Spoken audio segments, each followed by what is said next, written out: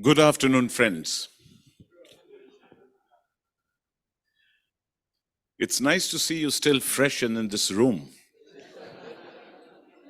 That's the magic of Lionism. I don't think there are many organizations in the world where people of your caliber, your qualifications, the stature that you and all of you enjoy in life, in your profession, would be able to retain an audience like this with so many coming from so many nationalities for hours and hours and hours. This is the love and the passion that the Lions have for Lions Clubs International. It's purely because of that. So first of all, thank you very much for everything that you have been doing. Past International Director Elena, the other past international directors who've been working very closely with her and are present in the meeting today, the seminar, the council chairperson, the coordinators from the multiple district of Italy, the area leaders from all over Europe, and my friends from the multiple district of Italy and from various other multiple districts and single districts that you're here. Thank you for allowing me the opportunity to speak with you for some time about Mission 1.5. We are speaking to the Global Action Team leaders today. We were with the area leaders yesterday, and the area leaders are also area leaders of the Global Action Team. Mission 1.5 is one of the initiatives of the association. And that initiative has to be actioned, or the success of that initiative has to be delivered through a team, but by the Lions of the world. The team will work to make sure that every Lion of the world is involved in the implementation and the success of Mission 1.5. And the team that shall do it is the Global Action Team. The Global Action Team consists of the Global Membership Team, the Global Leadership Team, the Global Service Team, and we have also added the Global Extension Team now, which is in the phases in some of the multiple districts of the world. They have already appointed multiple district coordinators. In others, it would be appointed. But that's not an issue. The Global Extension Coordinator would eventually be working very closely with the Global Membership Team Coordinator. I mean, it's kind of getting more and more specialized.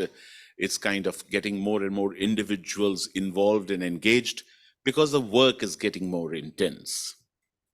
What is important to realize here is that we sometimes believe that it is the responsibility of those working with the GMT to look at the membership aspect, of those working with the GLT to look at the leadership development, the training programs for the Lions, for the cabinet officers, for the club officers, for the LEOs. I mean, anybody who would be working with the organizations is their responsibility is to take care of those training programs. And the GST is responsible for the service part of the association. But let us remember that the motto of our organization is "We serve." So we are an association of volunteers working through our Lions clubs, because we are an association of the Lions clubs, providing service to our communities. That is what Lions are all about. Whether an individual is working with the GMT or the GLT or the GST, I'm not even touching the GET now, the responsibility of the leader is to ensure the success of the association. These divisions or these blocks or these verticals, if that's the right word I may use, these verticals that have been developed is only for the ease of performance of duties and for the ease of working along, in teams at the multiple district level, at the sub-district level, at the single district level. Essentially, they cannot be separated from one of them cannot be separated from the other. Let's look at GST.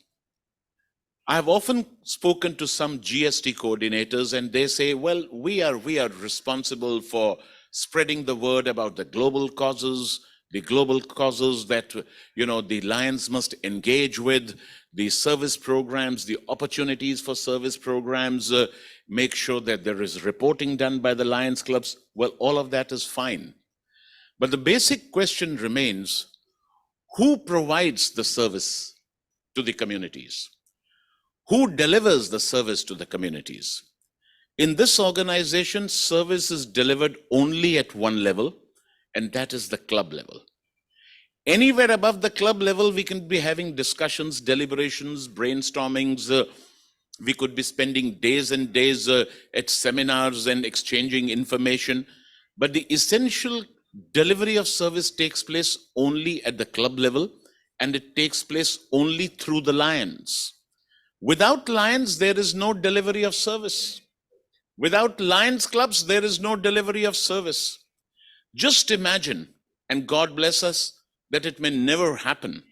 We really pray and hope and believe that it would never happen. But just imagine, and it's the worst kind of a dream, it's kind of a nightmare that I'm going to talk to you about.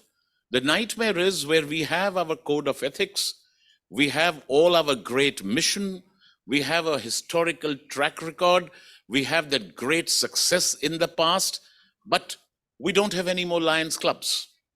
We don't have any more members. What would be the status of the association then?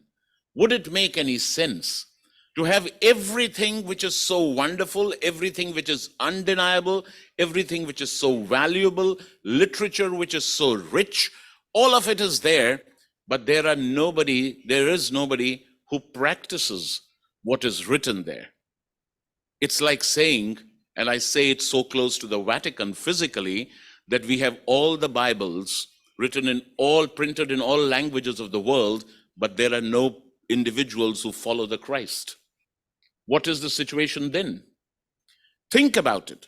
So although we talk of service and we service delivery, and the GST vertical is responsible for the service part of it, the spreading of the message regarding the global causes, the actual organization of the activities, the reporting, and everything else associated with it. But essentially, if there is no Lions, and if there are no Lions clubs, or if the number of Lions go down, and the number of Lions clubs go down, or the number of Lions or the Lion members age, and no younger members join the association and join the clubs, and the clubs gradually become to be disbanded, what is going to happen to the organization? Today in Europe, which is so rich in culture of this association, where some of the projects that are so many of the programs, the service programs that are undertaken by the Lions of Europe stand out as examples to the rest of the world for the quality of service that you perform, for the amounts that you invest, for the time that has been given and devoted and committed by the Lions who have come even before us for the last so many decades. And it's those Lions that have really helped the association to grow. There was a time when the first club in Europe was established, when the first district in Europe was established, a first multiple district that in Europe was established, and then it grew. It grew to be a center, and it still remains to be one of the most important constitutional areas of the world. But in this one of the most important constitutional areas of the world, there are districts and multiple districts that are facing a continuous decline in membership. For all the great service that has been done and that continues to be done, the most important question that I pose to the GST leaders at this point of time is, who will continue this service in the future? Robin Sharma wrote, "Who will die? Who will cry when I die?" He wrote a wonderful book on it, "Who will cry when I die?" I ask you the question, and I pose this important question, who will continue this service into the future? Who will expand the service? Who will include new horizons of service as are required by the communities today. There are new elements of service that are required. You talk to the youngsters and the young adults, and they have entirely a different view of what a community service organization should be doing as compared to people my age who've spent maybe close to 4 decades in this association.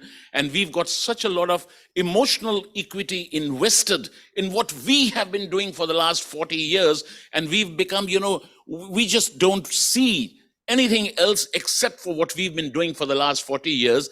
But the world around us expects service club organizations to be taking up so many more things in so many different ways. Who's going to do that? Who is going to take this service to parts of the world which are unrepresented? Parts in Europe where still Lions clubs don't exist because extension has not taken place there. Who's going to do that? So if we are so concerned with service, what I'm trying to tell you is that service is the reason why we exist. There is no point in having a Lions club that is not engaged in some kind of a service activity.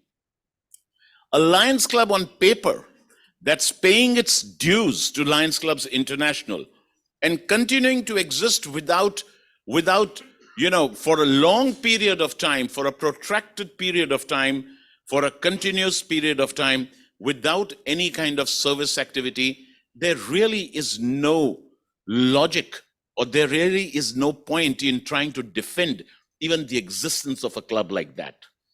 But we believe that most of our clubs, or a large majority of our clubs, do not fall in that category. They are not. They are clubs that perform this service. So if we need to expand that service, we need to expand the membership pool. Mission 1.5 is not about GMT. It is essentially about GST, so that the service continues, service expands, so that the service becomes more impactful. And for that to happen, there is no option except to increase members and increase clubs, to make our clubs more powerful, to make our clubs more vibrant, to make our clubs more successful in providing service to the communities. Mission 1.5 is not the business essentially of GMT. In my opinion, it is perhaps more importantly the business of GST. If those of you who are working with GST, you need to first make sure that this growth in the association is assured. You're starting with your home club, starting with the clubs around your own clubs, starting with your zone and your region, starting with your district, moving on to your multiple district, all over the constitutional area. Every club needs to grow and become strong and more vitalized and be more powerful. That is what will constitute or contribute essentially to the success of GST. For my friends who work with the global leadership team and often believe that our job, which is very correct and it's absolutely defensible, is about providing training. But training for what? We are investing the resources of the association. Training for what? If some training is being performed and repeatedly very good quality training is being provided to individuals, but that training does not dovetail or does not ultimately contribute into making the organization stronger, can that training be sustained, or can that training be defended on the platform of Lions Clubs International? Can that be done? The question is, for my friends who may often say that we had a very successful training program in the district, after all the successful training programs in the district, year after year after year, some questions are there clubs with repeat officers? Is the pool of leadership not being developed, that every year we have new presidents and new secretaries and new treasurers? Are we not developing that pool of leadership? The success of a leadership program is not determined by how many people come to a leadership program there, enjoy it, and write wonderful, comments about the way the leadership program is delivered. At your level of leadership, where you are in charge of the GLT at your district and your multiple district and at the area levels, what is really expected to ensure is, or to assure is, that at the end of the year, we should have a sufficient large pool of individuals in every club, in every district, so that there are no repeat officers. What is the percentage of youngsters and new faces on the district cabinet? What is the percentage of young and women on the district cabinets? What is the diversity index of membership in the clubs and in the districts? How much are those lions contributing, understanding their own responsibilities? How many club presidents and club secretaries and the cabinet members have understood that it is their unwritten responsibility to invite more members in the clubs, to invite and induct and sponsor more members in the club? If the leadership development programs have not been able to instill this basic value that Lionism exists because we continue to invite more like-minded individuals who we believe would be wonderful individuals to mix around with, to be friends with, whom we would like to spend some time with, and who we believe will also work towards community development service programs. If we are not ultimately being able to encourage and make sure that every club president and every club secretary, or let me expand it even further, every club invites at least one member in a year, a new member in a year, to join it, so that our pool of membership increases. And pool of membership means I'm not looking for numbers. I've not even gone to the GMT. I'm looking for individuals, because every individual, every member represents a way of thinking, new thoughts, new ideas, new contacts, new pockets, new dimensions of the human mind, new friends, new associates. That's what each individual is, a resource. Each individual is a wonderful resource. I am not sure, but Kyle can work it out. I would believe across the world, it's about 30% of the clubs that do not induct even a single member in their clubs each year. And I don't think Europe is going to be any exception from there. Can't we make sure through our leadership programs, if the GLT is to be so successful, and if we are going to say that we've delivered those quality programs, that at least every club invites or inducts one new member each year? I'm not talking of a net growth either. Supposing it drops 3 other members, okay. But at least add one new member. There are about 30% of the clubs in Europe, or a little more than 30% of the clubs, that don't even add that one new member. We'll talk of net growth later, but at least starting adding that one new club. How many club presidents, club secretaries, cabinet members, zone chairs and region chairs and district chairpersons and the coordinators at the district level, how many of them are making sure that their own clubs are growing? We often talk about the duties of the cabinet officers during the leadership training programs. The leadership training programs needs to essentially send out a message. The duty of a zone chairman is written, it's printed, and it's available on the website. The duty of a region chairman, it's written out, it's printed, it's available on the website. But the most important and the unwritten duty of every zone chairman, every region chairman, and every district chairman is to be first responsible for his or her home club. How is your home club performing? Is your home club performing well? Is your home club service good? Are the meetings of your home club really interesting? Are the members attending those meetings? Are you inviting at least a couple or at least 1 or 2 new members in your home club? That is an important question to ask. That is how the leadership programs would begin to make more sense. That is extremely important. Mission 1.5 is about making the association strong. It's not about gathering numbers. Numbers is a metric which will get reflected. That will automatically get reflected. I mean, there is just no other metric for measurement. I wish there was some other metric for measurement and we could have used it. But that's just one metric, that's just a measuring scale. The purpose is much deeper. The purpose is entirely different. So mission 1.5 is about the GLT, to be able to create that pool of leadership that assumes responsibility, that leadership that understands that it is a basic responsibility. It's like saying about the human being, about you and me, whether we are sleeping or we are awake, we are breathing all the time. Our breathing process is on. It happens involuntarily. The moment we need external support to keep the breathing process on, there's a danger on our life.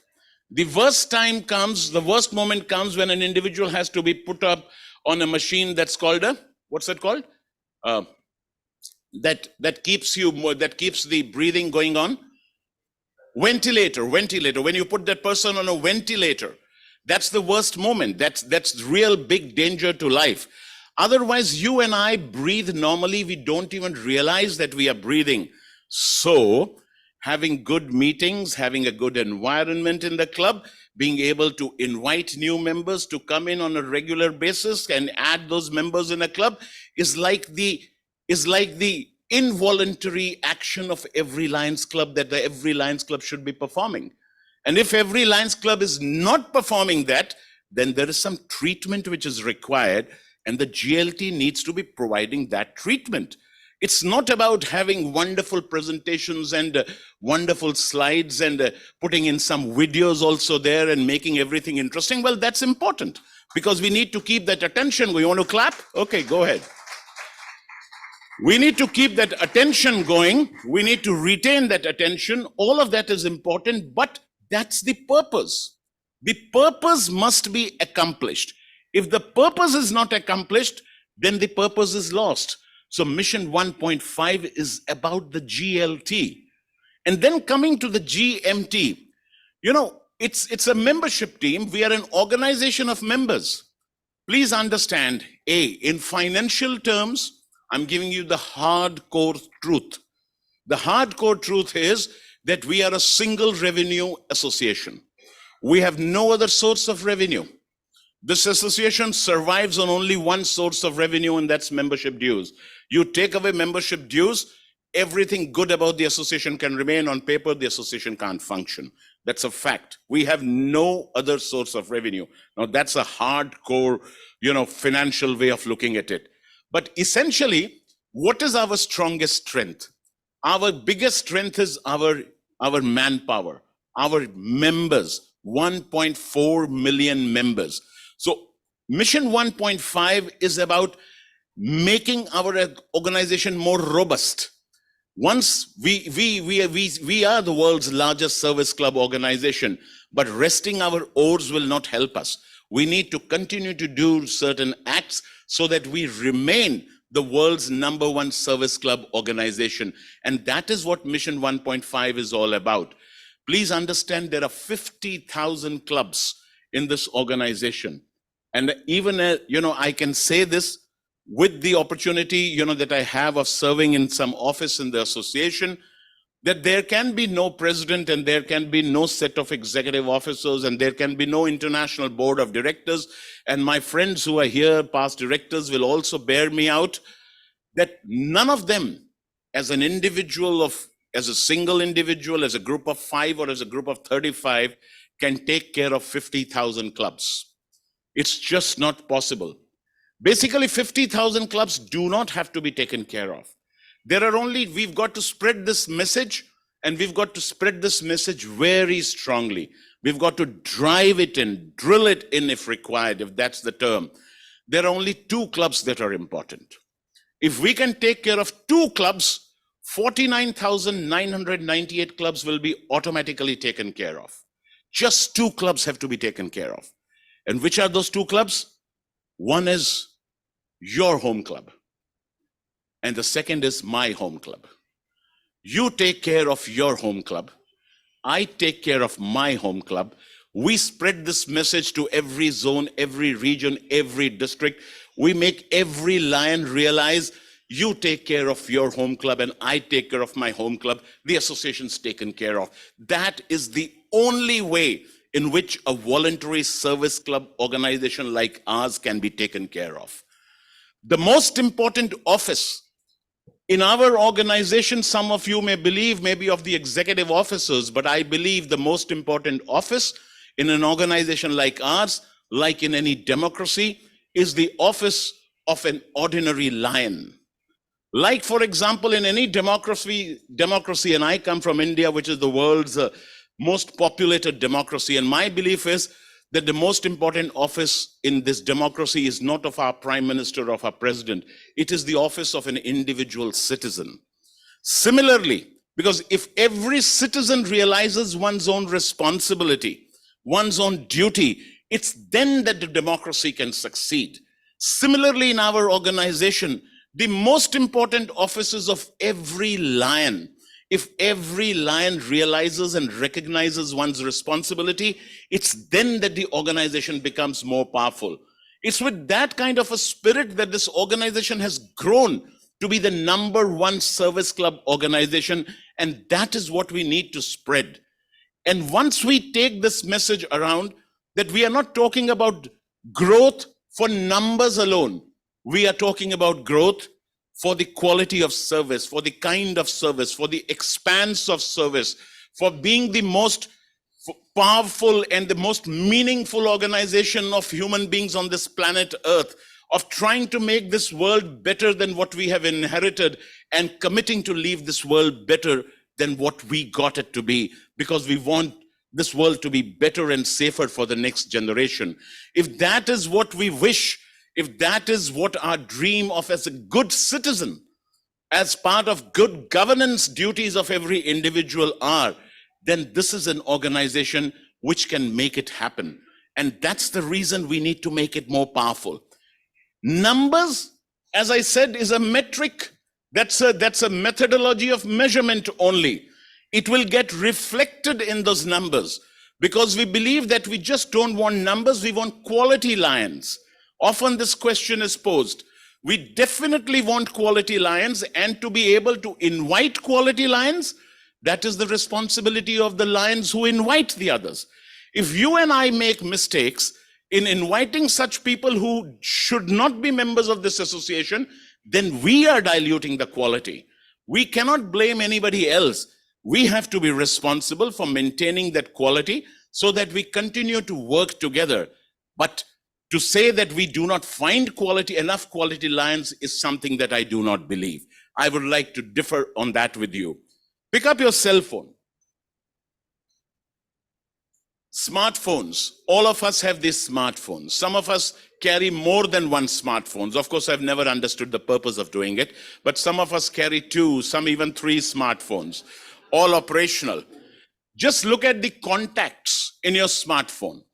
The number of contacts in your smartphone, minimum 300, 400, 500, 600, 700 contacts. Yes or no? Yes. Maybe even more. My friend, PID Castellana is telling me that it's even more. Simple question. Out of those 700 contacts, is there not one whom you can invite to be a member of a Lions Club?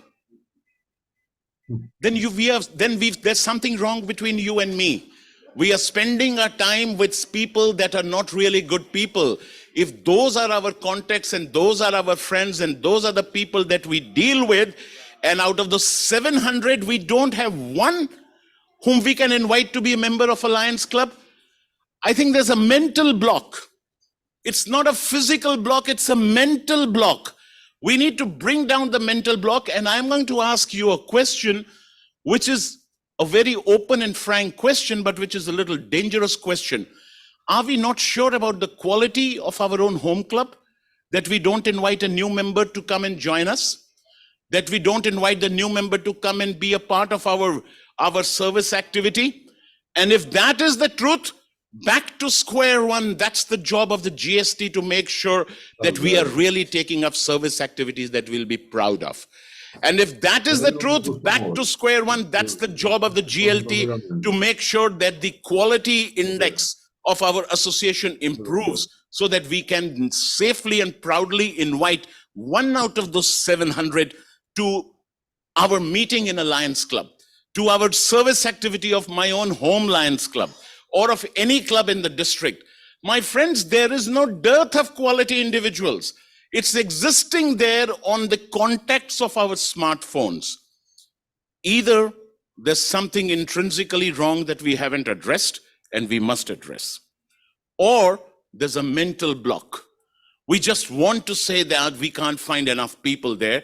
They're just there. They're right there at the available to us. Right. We don't even have to look beyond. At least for the next 5 to 7 years, we will not have to look beyond, even if we become very active recruiters for the association. Next 5 years, we'll not have to look beyond our own contacts. It's like saying, it's like breaking a mental block or a mental barrier that we have.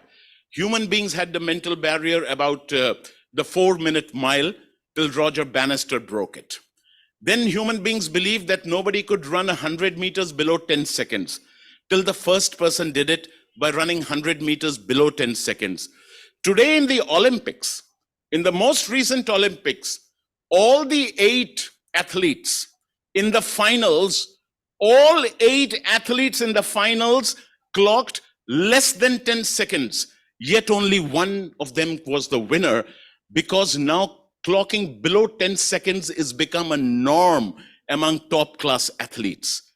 Whereas only 15 to 20 years ago, human beings believed it was not possible to run 100 meters in less than 10 seconds. It's a mental block. It's a glass ceiling. It had to be broken. Once it's broken, it doesn't exist anymore. It just doesn't exist anymore. Similarly, when you say that we extending clubs, we haven't extended clubs, that's right. We are in this mess because we haven't extended clubs. My district hasn't extended club for last 5 years. That's the whole issue. We've gone to sleep. We took it for granted. Somebody else will come and extend clubs. Nobody else will. It's your district. These are your clubs. This is that part of the world where you are living. This is your multiple district. This is Europe, your constitutional area. Of course, we are one association, but you have to take responsibility. You, if you love this organization, if on a working day you can come here or a weekend you can come here, spending your own money, staying away from the family, sacrificing your working hours for the traveling that will take place to come here and go back because you love this organization. If you love this organization, would you not like to make it see that it continues into the future as well? And if it has to continue in the future, there is no other way except to invite and have more members, younger members, diverse members, more clubs. There is just no way. You and I are here today because somebody had invited us to be a member at some point of time. So when we invite somebody to be a member, we are actually repaying the debt. We aren't even doing anybody a favor. You and I are here today because somebody had extended our home club. Somebody had extended our home club. Some club had extended our home club. When we play an important role in extending another club, once again, we are just repaying a debt. We say we love this organization. It's then an expression of gratitude for an organization that we say we love so much. I mean, I fail to understand what does it mean to say that I love Lions, I love Lionism, I love this organization, but I can see it dying in front of me in certain multiple districts or in many multiple districts of Europe, continuously declining, losing 6% to 10% membership each year, with the writing so evident on the walls that if this is not corrected, then in the next 10 years, there'll be no Lions clubs left there. There'll be no Lions left there. This message is so much a writing on the wall. Then what is this love for the organization? What are we talking about? There is a disconnect. We need to be able to ask ourselves these important questions. I come to you not with answers, because the answers in Europe will have to be found by you. You know the ground realities, you know the opportunities, you know the way forward. You are the leaders in Europe, in your districts, in your countries, and you will find the right answers. I can only do the humble job of raising a few important questions. I'm just trying to raise those important questions. The last comment that I would like to make is that at different points of time, there are different expectations that an association has. Today, there is one particular expectation that the association has. Let's look at an example. Electricity. I mean, electricity is so important to us. Today, there's lights, fans, air conditioning, this microphone system, everything. It's powered by electricity. That's right? Has anybody seen electricity? Electricity flows and powers them. Now mind, electricity flows into this device and helps making my voice louder and reach out to all of you, right? That's what it does. Electricity flows into this bulb and helps light it up so that we can see better. Electricity flows into the air conditioning unit and helps it circulate air and bring down the temperature so that you and I can work better. Electricity flows in our rooms, in our homes, into the iron so that it makes its bottom very hot so that we could iron and make, iron our clothes. Electricity flows in this and amplifies the voice. Electricity flows in this equipment here and lights it up. Electricity flows in an air conditioning equipment to help maintain the temperature. Electricity flows in an iron to just warm its surface and make it really very hot so that we could iron our clothes. It's not about electricity. Electricity is the driving force. It helps to serve the purpose of the device into which it flows. It has that power. It is not seen by us, yet without it we cannot live. Leadership today in our organization is like electricity. We don't need to see it. It's not about badges that you and I wear. These badges are all transitory. I could wear a badge today, which I know is so transitory that in 3 years that badge would be gone. I would not be entitled to wear that badge anymore. But there is one badge. There is one badge in this organization that nobody can take away from me. And that is the badge that I love the most. And that is the badge of a lion. A lion so-and-so. No distinction, no position, no designation. It's just lion so-and-so. If we can flow the leadership in this manner in our clubs, in our districts, in our multiple districts, and be able to serve the purpose that the association needs today. At some point, a year ago, the association needed a purpose of raising $300 million through Campaign 100, and the entire association put its power behind it, and we raised $325 million. The chapter's not over. The beauty or the success of that program was that we've been able to create such good habits in our clubs that even when Campaign 100 is over, last year we could still raise $69 million. We raised more money than in any of the Campaign 100 years. We've been able to up our organization's performance to a level where now it will stabilize and go forward. Today, the expectation of the organization from your leadership is about Mission 1.5. In Rome, I say, all roads lead to Rome. In this association, for the next 3 years, everything leads to Mission 1.5. Because Mission 1.5 is not about membership alone. It's about the association. It's about making the association strong. It's about making the association more powerful. It's about making the association more robust. Everything in this, for the next 3.5 years, all our energies we've got to put behind Mission 1.5. Basically, it goes to the question of our existence in some parts of the world. We won't like our existence to vanish from some parts of the world because we failed to realize that we were declining at a pace that we needed to take some corrective action. Europe is that wonderful area of the world, richest in culture, richest in history. I was talking to Kyle the other day. We said, you scratch a piece of land in Europe and you find history which is 4,000 years old. That's Europe. There is culture, there's heritage, there are value systems, That's what the world learns from Europe. We would like the organization to be the strongest here. It's been there. That's been your culture. The last 15 years has been what it should not have been. Period. It's been what it should not have been. It's time to reverse the trend. It's time to rise up, take responsibility, and make those corrective moves so that our organization, the organization that we love, becomes more strong. Everything that you do towards that is what is required to be done for Mission 1.5. Whatever's required to make the organization strong in your district, that is the agenda of Mission 1.5. That is the agenda of Mission 1.5 in your district. What is required in one part of Europe may not be required in other part of Europe, may not be required in South America, and may not be required in India. What's required in India may not be required here. You determine what's required to be done. And that is the agenda of Mission 1.5. You have the constitutional area leader here. You have the area leaders here. You have district governors, council chairs, multiple district coordinators, district coordinators. Basically, we have lions of Europe. We need to involve and engage everybody.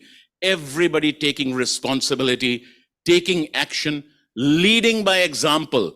When you go out to the lions in your clubs and districts and ask them to induct more members, start club branches, start new clubs, it's not going to happen till you have yourself first sponsored some new members, till you have personally chartered at least one club, or supported the chartering of one club, or helped, initiate at least one club branch. You know why? The reason is lions do what they see their leaders do. Lions don't do what they hear their leaders tell them to do. We need to lead by example.